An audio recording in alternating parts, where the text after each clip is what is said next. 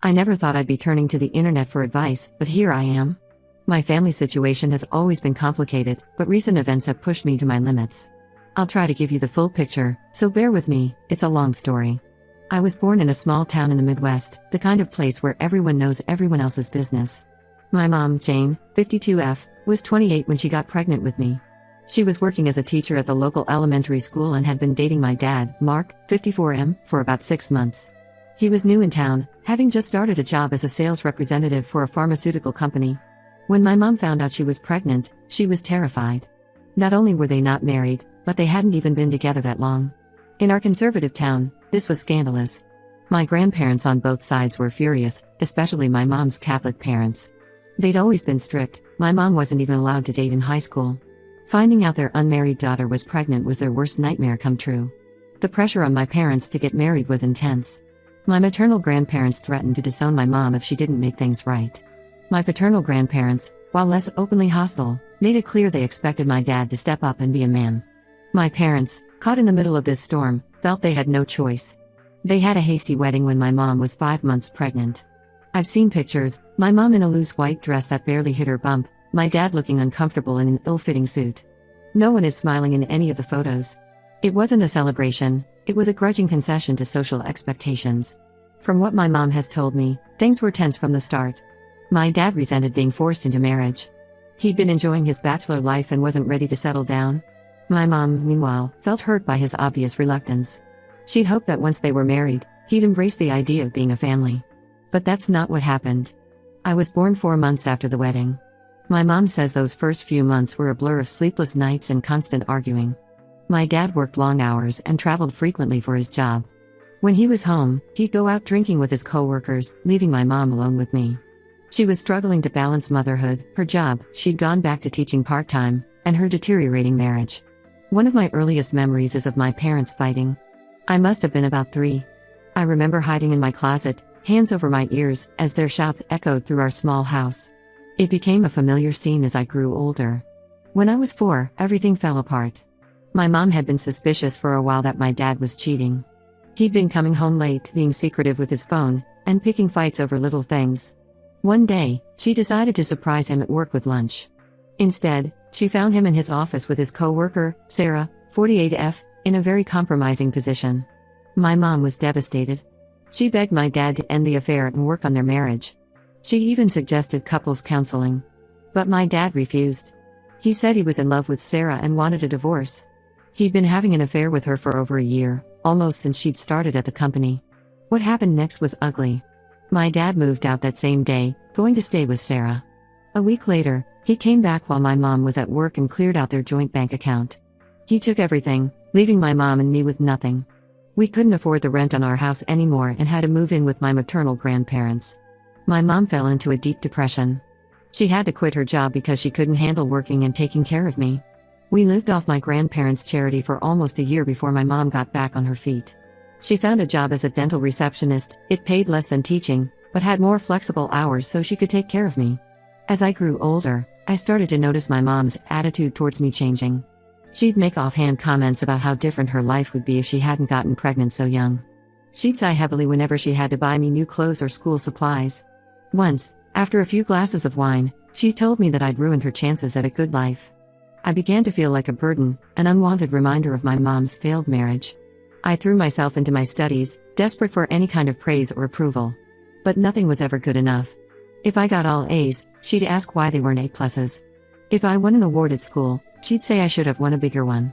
It was exhausting and demoralizing. Meanwhile, my dad was completely absent. He never called, never visited, never paid child support. It was like I didn't exist to him. As I got older and social media became a thing, I'd sometimes see pictures of him with Sarah and their kids, my half-siblings. They looked like the perfect happy family. It hurt more than I can express to see him being the father to them that he never was to me. My teenage years were particularly tough. My mom's bitterness had calcified into constant criticism and emotional manipulation. If I wanted to go out with friends, she'd guilt me about leaving her alone. If I expressed any ambition or dreams for the future, she'd make cutting remarks about how I'd probably end up pregnant and alone like her. I developed severe anxiety and depression. I had trouble making friends because I was always worried about saying or doing the wrong thing. I had my first panic attack at 15, in the middle of a math test. The school called my mom, but she was angry about having to leave work early to pick me up. She told me I was being overdramatic and needed to toughen up. Despite all this, I managed to maintain good grades. School became my escape. I'd stay late in the library, volunteering for every extracurricular activity I could, anything to avoid going home. My guidance counselor, Mrs. Thompson, noticed how much time I was spending at school and took me under her wing. She encouraged me to apply to colleges, helped me with my essays, and even drove me to my SAT exam when my mom refused to take me. When I got accepted to a university across the country on a partial scholarship, it felt like a lifeline. My mom's reaction was mixed. She oscillated between being proud that I'd gotten into a good school and being resentful that I was abandoning her. The day I left for college was tense. She barely spoke to me as we packed up the car, and her goodbye at the airport was cold and perfunctory. College was a revelation. For the first time, I was free from the oppressive atmosphere of home. I made friends, joined clubs, and started to discover who I was outside of my mother's narrow expectations. I began seeing a therapist through the Student Health Center, which helped me start processing years of emotional abuse and neglect. After graduation, I got an entry-level job at a tech startup in the city where I went to college. The pay isn't great, but it's enough to rent a tiny studio apartment and support myself. I'm proud of how far I've come, considering where I started. I maintain minimal contact with my mom. We talk on the phone maybe once a month, and I visit at Christmas. It's stilted and awkward, but it's the best I can manage for my mental health. I hadn't heard from my dad in 20 years. Then, out of the blue last week, I got a Facebook message from him. He said he wanted to meet up and talk. I was shocked and suspicious, but curiosity got the better of me. I agreed to meet him for coffee. When we met, I barely recognized him. He's gained weight and gone gray. He seemed nervous and wouldn't look me in the eye. After some awkward small talk, he dropped a bombshell. Sarah died of cancer 2 years ago, leaving him a single dad to their 8-year-old son, my half-brother Tommy. Apparently, being a single dad is cramping his dating life. He said women his age don't want to date a man with a young child. So he had a brilliant solution. He wanted me to adopt Tommy so he could be free to date again. I was speechless. This man, who abandoned me without a second thought, now wanted me to take responsibility for his other child. The audacity was staggering. I told him absolutely not and left the cafe. But that wasn't the end of it. He's been blowing up my phone with calls and texts, alternating between guilt-tripping me and offering bribes. He even showed up at my apartment. How he got my address, I don't know. I blocked his number, but now he's enlisted my mom to pressure me. She keeps calling, saying I should do the right thing and take in my half-brother. She says it's my chance to have the loving sibling relationship I never had growing up. I'm furious that she's taking his side after everything he put us through. But a small part of me feels guilty. Am I being selfish? Should I consider adopting Tommy? I'm only 24, I can barely support myself. I'm not ready to be responsible for a child. What should I do? How do I get my parents to back off and respect my decision? Update 1. Thank you all for your supportive comments and messages. I was overwhelmed by the response and it took me a while to process everything. I appreciate the validation that I'm not being selfish or unreasonable. Many of you suggested I talk to my mom and explain how her pressure is affecting me. I took that advice and called her yesterday. It didn't go well. I tried to calmly explain that I'm not in a position to take on a child, financially or emotionally. I reminded her of how hard things were for us when I was growing up, and said I didn't want to put a child through that struggle. My mom exploded. She accused me of being heartless and selfish, just like my dad. She said I was abandoning my brother just like my dad abandoned me. Then she hit below the belt. She said this is why I'm single, because I'm too selfish to think of anyone but myself. I lost my cool at that point. I told her she had no right to judge me after the way she treated me growing up. I brought up specific incidents, like the time she forgot to pick me up from school because she was too hungover, or when she told me I'd ruined her life at my high school graduation party. She tried to deflect, saying I was exaggerating and that she'd done the best she could as a single mother. I pointed out that she chose to stay single. There were men who were interested in her over the years, but she always pushed them away, saying she couldn't trust anyone after what my dad did. I told her it wasn't fair to put all that emotional baggage on me, to make me responsible for her happiness. She hung up on me mid-sentence.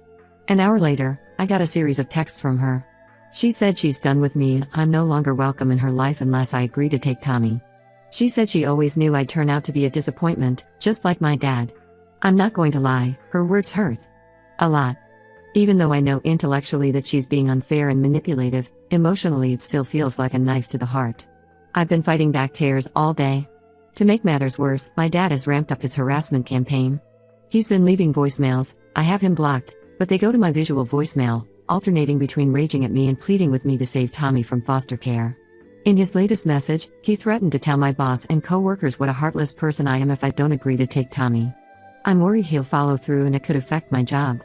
I work for a small startup and we all know each other pretty well. If my dad starts spreading rumors, it could make my work environment really uncomfortable.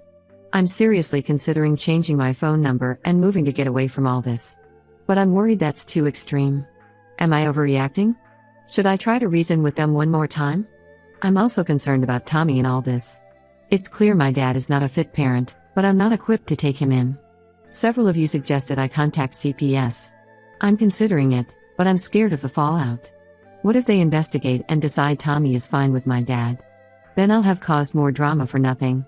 Plus, there's a part of me that feels guilty about potentially breaking up a family. I know how much it hurt me to grow up without a dad. Am I doing the same thing to Tommy if I report my dad to CPS? But then I think about how my dad is treating him, using him as a bargaining chip, threatening to put him in foster care, and I wonder if he'd be better off away from my dad. I feel like I'm back to being that scared little girl, trying to manage my parents' emotions and walking on eggshells. I thought I'd left that behind when I moved away for college. How do I set boundaries and stick to them without feeling crushing guilt? My therapist is on vacation this week, so I can't even process this with her. I've been trying to use the coping mechanisms she's taught me, deep breathing, journaling, going for walks, but it's hard to quiet the anxious thoughts swirling in my head. I keep second-guessing myself. Maybe I am being selfish. Maybe I should just take Tommy in. But then I think about how unprepared I am to be a parent. I can barely take care of myself some days. How could I possibly be responsible for a child? And what about my own dreams and goals? I've been saving up to go back to school for my master's degree. If I take in Tommy, that would have to be put on hold indefinitely. Is it wrong of me to prioritize my own future over his? I'm sorry for rambling. I guess I'm just looking for reassurance that I'm not a terrible person for saying no. How do I stand firm in my decision without completely destroying my relationship with my family? Is that even possible at this point? Update 2. Things have escalated quickly in the past few days. I took the advice many of you gave and decided to contact Child Protective Services about the situation with Tommy. I figured they were best equipped to investigate and determine if he was in a safe environment. I called their hotline and explained everything: my dad's absence from my life, his sudden reappearance, his request for me to adopt Tommy, and his erratic behavior when I refused. I also mentioned the voicemail where Tommy said my dad wasn't nice to him, which had really concerned me. The CPS worker took all the information and said they would look into it. I felt relieved to have it off my chest, but also anxious about what would happen next. I didn't have to wait long to find out. Yesterday morning, I got a hysterical call from my dad.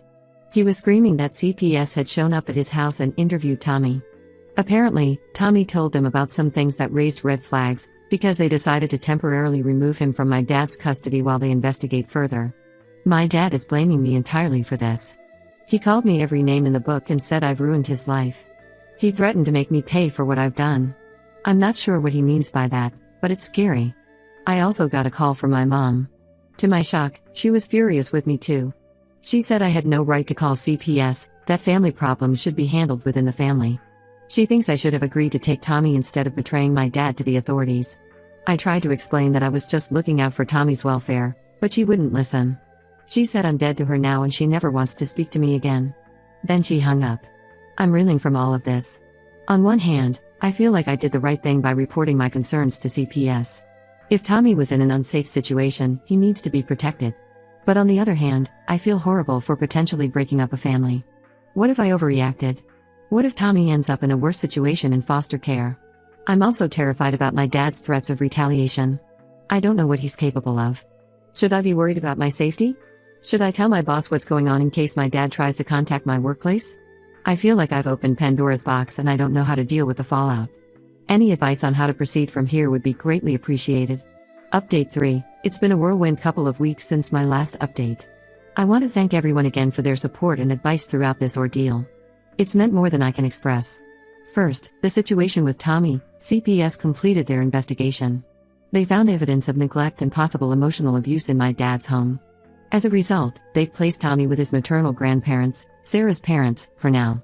I'm relieved he's with family who can care for him properly. My dad's reaction has been explosive. He left me a barrage of voicemails, each more unhinged than the last. In the most recent one, he threatened to expose all my secrets to my employer and on social media. I'm not sure what secrets he thinks I have, considering he hasn't been in my life for 20 years, but it's still unsettling. I took the advice many of you gave and spoke to my boss about the situation. I explained that I have an estranged father who's been harassing me and might try to contact the company. My boss was understanding and said they'd alert security to be on the lookout for any troublemakers. As for my mom, she's still not speaking to me. She did send one text saying she hopes I'm happy with what I've done to this family. I haven't responded. At this point, I think some distance from her is probably for the best. I've been struggling with a lot of conflicting emotions. Guilt over breaking up my dad's family, relief that Tommy is safe, anger at my parents for putting me in this position, sadness over likely losing any chance at a relationship with my half-brother. It's been overwhelming at times. But I'm trying to focus on the positives. I stood up for myself and didn't let my parents manipulate me into a situation I wasn't prepared for. I potentially helped get Tommy out of an unsafe environment. And I've realized I'm stronger than I thought I was. I've decided to take some concrete steps to protect myself going forward. I'm changing my phone number this week. I'm also planning to move when my lease is up in a few months, just to be safe. It feels a bit extreme, but I think a fresh start would do me good. My therapist has been incredibly helpful in processing all of this. She's helping me work through my guilt and reinforcing that I made the right decision. We're also focusing on setting healthy boundaries and building my self-esteem. One unexpected positive outcome of all this is that I've reconnected with my maternal grandmother. She reached out after hearing about the situation from my mom, who, of course, painted me as the villain. But when I explained my side of the story, my grandmother was surprisingly supportive. She apologized for not being there for me more when I was growing up and for letting my mom treat me the way she did. We've been talking regularly, and it's nice to have some family in my corner. As for Tommy, I'm still processing my feelings about him. Part of me wants to reach out, to try to build some kind of relationship with my half-brother. But I'm not sure if that's the right thing to do right now. His world has been turned upside down, and I don't want to complicate things further. I'm considering writing him a letter that his grandparents can give him when he's older, explaining who I am and why I made the decisions I did. But for now, I think it's best to give him space to adjust to his new situation. Work has been a welcome distraction through all of this. I've thrown myself into my projects, and it's paying off. My boss mentioned that I'm being considered for a promotion, which would mean a significant pay raise. If it comes through, I'll be in a much better position financially, which is a relief. Looking ahead, I'm cautiously optimistic. I know there will likely be more fallout from this situation. My dad's threats still worry me, and I'm sad about the loss of any potential relationship with my mom. But I also feel like I've turned a corner. For the first time in my life, I'm putting myself first, setting boundaries, and not letting my parents' drama dictate my life.